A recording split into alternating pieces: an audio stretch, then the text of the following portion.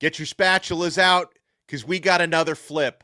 A high motor defensive tackle who can create that pressure.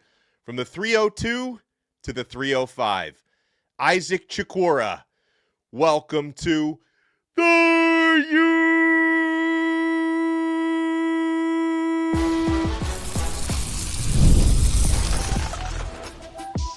You are Locked On Canes, your daily podcast on the Miami Hurricanes, part of the Locked On Podcast Network, your team every day. 3 nights in a row, Miami's landing verbal commits. Mario Cristobal, the staff, D-Train. These guys are not letting me sleep. I got my loafers on in honor of Coach Cristobal. I am Alex Donno, University of Miami alumnus, co-host of Locked On ACC and host of Postgame on the Hurricanes Radio Network. And thank you so much to the everydayers for making Locked On Canes your first listen. We're available free wherever you get your podcasts. We're free on YouTube. We're part of the Locked On Podcast Network. Locked On is now the number one sports podcast network. And we got a loaded primetime episode for you. Not only did Miami get more good news on the recruiting trail, but surprisingly good news in the new college football playoff ranking. Miami has now moved up enough where I can confidently say the Hurricanes, in my belief, are in striking distance if they win out. I think this is about as close to controlling your own destiny as you can come despite 2 losses. I believe Miami will get in if they win out, and we'll talk about why. But let's talk about this newest Miami Hurricanes verbal commit. And I had my spatula out because this is a flip. Longtime commit to Penn State University. And, of course, Penn State, the firing of James Franklin a couple of months ago, the uncertainty there. Miami provides a certain situation. And it also, Miami is providing a really good outlook on the defensive line. If you're a defensive lineman right now and you see what the edge rushers and the interior guys are doing. I mean, look at second-year defensive tackle Justin Scott, who's gotten a lot more opportunities these past couple of games. He's been playing fantastic. If you're a defensive lineman, you see the coaching that you're going to get. Pro Football Hall of Famer Jason Taylor, and in the interior from longtime NFL defensive tackle and former Miami defensive tackle Damian Lewis. Miami is a great spot to be for the trench monsters on both sides, and that's why the Hurricanes have landed this flip from Isaac Chukwurah. I always struggle with that last name, so I'm going to call him Chuk. And Chuk has chosen the U over Penn State, of course, who he flips from, also over Syracuse. So Miami beats Syracuse on the field, and they get a dub off the field this week as well. NC State was also involved for Chuk and others. Hurricanes land this 3-star defensive tackle, and the staff, Miami staff, loves his characteristics. Folks, it's really important, and Chuk, the junior tape looks really good, and the senior tape so far, Chukwurah has made big strides athletically and physically, even from his junior year into his senior year. He's the number 1 player out of the state of Delaware. He's from Bear, Delaware. And if I saw this correctly, Gabby Urruti at Inside the U put out that this is the first Delaware player, it's not a very big state, first player from Delaware that Miami has landed in 25 years. The juice is worth the squeeze on this one, I assure you. So Chuk, 6'2", 255 pounds, with an 82.5-inch wingspan. That's an attribute that Miami really likes. But what Miami likes the most about Chuk, in my opinion anyway, I'm not speaking for them, but I think what Miami likes a lot about Chuk is that this is a defensive tackle who wants to rush the passer and is going to create havoc and pressure from the inside. Miami really likes defensive tackles like this who are really explosive, have that burst. I mean, you look at the way a guy like David Blay has been playing for Miami. They love guys who can rush the passer from the interior, and that's something with his motor that does not stop that Chuk does really, really well right now at the high school level. He's a two-way player. He's been dominant on both sides of the football. Also, a great guy off the field as well. They feel he's really coachable, he's really disciplined, and he's really mature. these are the sort of players you want to fill your locker room with, and you want to hopefully become leaders in the future. And when you look at the interior defensive linemen that Miami is landing in this cycle, you want to be able to put a guy like Isaac Chakura with the likes of Keyshawn Stansel, who Miami landed recently, Tyson Bacon, Frederick Saintius as well. You want to pair these guys or group these guys together. I mean, there'll be two of them on the field at once. You want to group these guys together for years to come. And, we've said this the last, couple days about defensive linemen that Miami is landing. This guy is supremely violent. That was true about DeAnthony Lafayette, who Miami landed last night, and it's true about Chuk, who Miami lands tonight. So 3 nights in a row, Miami's landing big-time defensive players in the class. On Sunday night, it was 4-star safety J.J. Dunnigan. On Monday night, 4-star defensive end DeAnthony Lafayette. And then on Tuesday night, 3-star defensive lineman Isaac Chukwurah. Welcome to the U, adding to Miami's top 10 class of 2026, which now contains 28 verbal commits. And as we mentioned the last couple of nights, I don't think Miami is going to mind taking this thing to 30 plus if they decide that these players are, and the players that they have committed so far they love, and I don't think they're going to mind taking this class over 30 because remember, you don't have the same scholarship limits that you used to have. That's up to 105 now. So you're going to be losing a bunch of players to graduation into the NFL. There's going to be some roster turnover, so you can bring in a class of, darn near 30 or even more verbal commits if you want to, led by Jackson Cantwell, 5-star offensive tackle, Israel Briggs, 4-star tight end, 4-star safety, J.J. Dunnigan, who we mentioned, 4-star receiver, Vance Spafford, 4-star defensive end, Ashari Charles, 4-star linebacker, Jordan Campbell, 4-star receiver, Milan Paris, another 4-star wideout, Samorian Wingo, 4-star corner, Camden Portis, 4-star offensive tackle, Joel Irvin, 4-star defensive lineman, Keyshawn Stansel, 4-star cornerback, Jalen Seatbelt Waters, 4-star safety, Cortez Redding, 4-star defensive lineman, Anthony Kennedy Jr., 4-star offensive lineman, Ben Congdon, 3-star quarterback, should be 4-star. He is a composite 4-star, actually, Darion Coleman, 4-star edge, DeAnthony Lafayette, 3-star linebacker, Justin J.J. Edwards, 3-star running back, Javian Mallory, 3-star corner, Brody Jennings, 3-star corner, Jontavius Wyman, 3-star receiver, Tyron Evans, 3-star offensive lineman, Cannon Pickett, 3-star O-lineman, Reese Woodrow, 3-star O-lineman, J.J. Sparks, 3-star defensive lineman, Tyson Bacon, and 3-star defensive lineman, Freddie Saintius, along with who Miami just landed here tonight, Chuk, Isaac Chukwurah, Miami now with 28 members of the class of 2026. So I was watching a short while ago, and they play that dramatic music in the background. Like I start to get like a racing heart rate when I'm watching the college football playoff reveal show. They had that dramatic music, and they got Greg McElroy and company breaking down all the rankings. I thought Miami would go up. Obviously, they were going to move up. I didn't expect them to move up this far. And folks, my takeaway is I strongly believe now that if the Hurricanes win out, they're going to be a college football playoff team. We will reveal next. You want to keep it locked right here. We're only getting started on this primetime episode of Locked On Canes. Folks, we're only getting started with game time. We love college football, the tailgates, the rivalries, the energy in the stands. You got senior day coming up this weekend, 3:30 on Saturday against NC State. There's nothing like it. But let's be real. Actually getting tickets can feel like more of a battle than the game itself.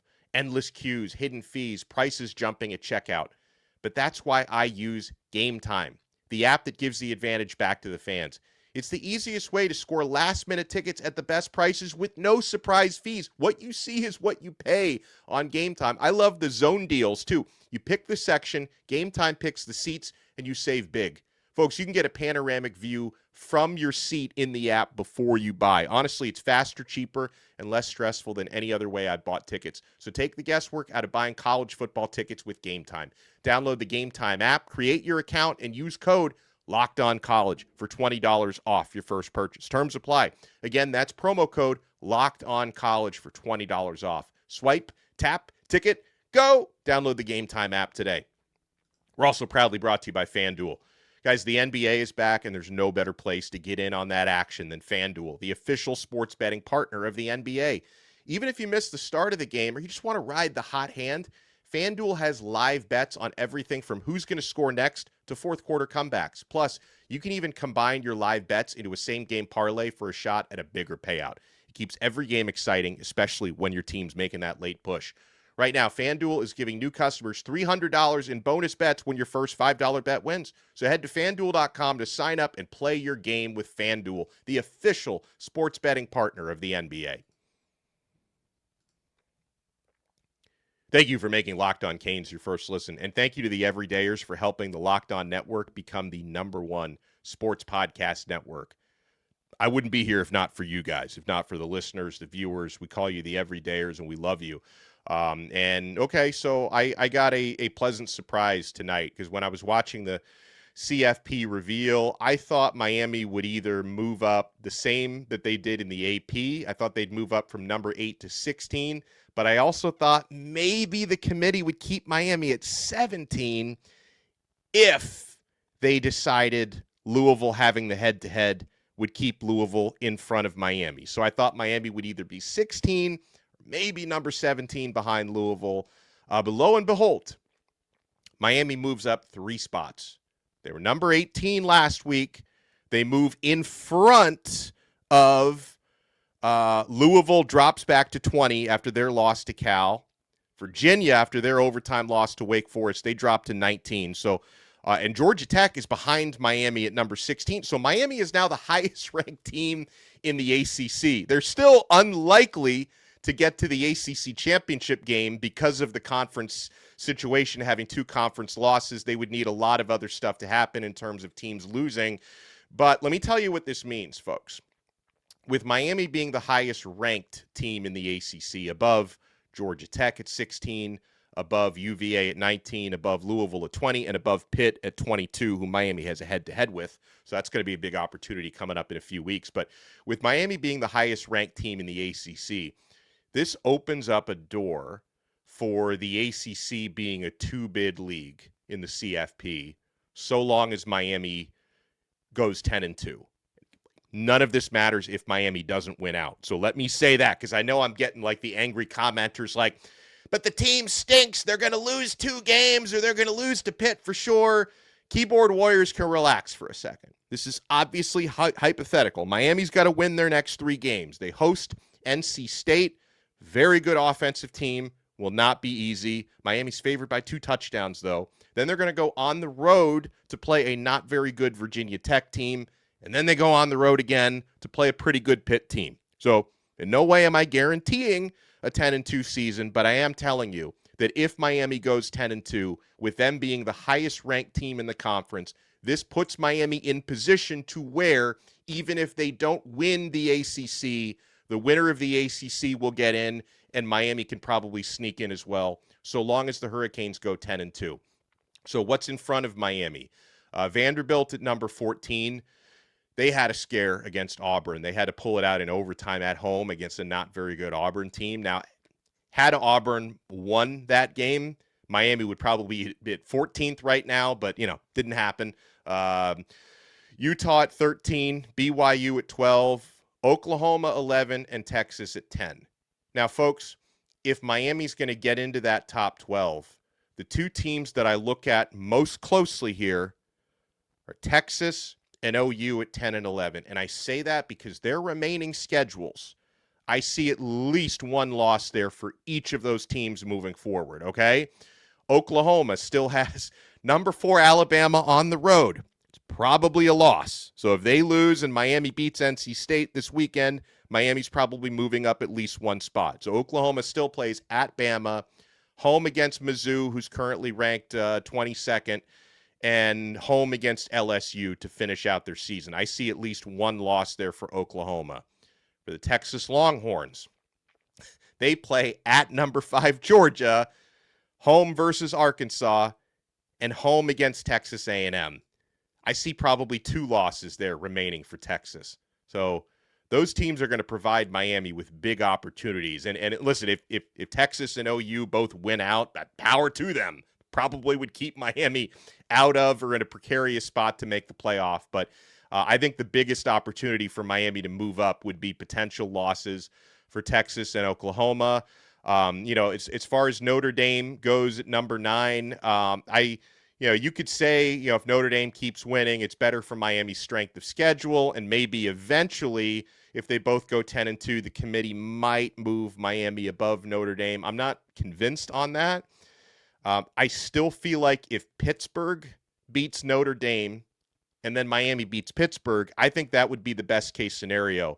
But if you guys are following what coaches are saying this week, I don't feel very good about Pitt beating Notre Dame. I mean, first and foremost, Notre Dame is a hefty favorite. I think that's like a 17-ish spread for Notre Dame. They play at Pitt. But if you heard what Pat Narduzzi, the head coach of Pitt, said this week, absolutely soft loser comments from him. All right, so Pitt is in position where if they win their final 2 ACC games, they get into the ACC championship game. But when asked about the Notre Dame game this weekend, which seems like an awesome opportunity, College game day is going to be there, an awesome opportunity for a top 10 upset. Somebody asked Narduzzi, it was kind of a stupid question, but an even dumber answer. They asked Narduzzi, is this a must-win game against Notre Dame? And he responded, no, we could lose this game 110-3, and it wouldn't matter as long as we win the 2 games after that. It's a very weird thing for a coach to say out loud.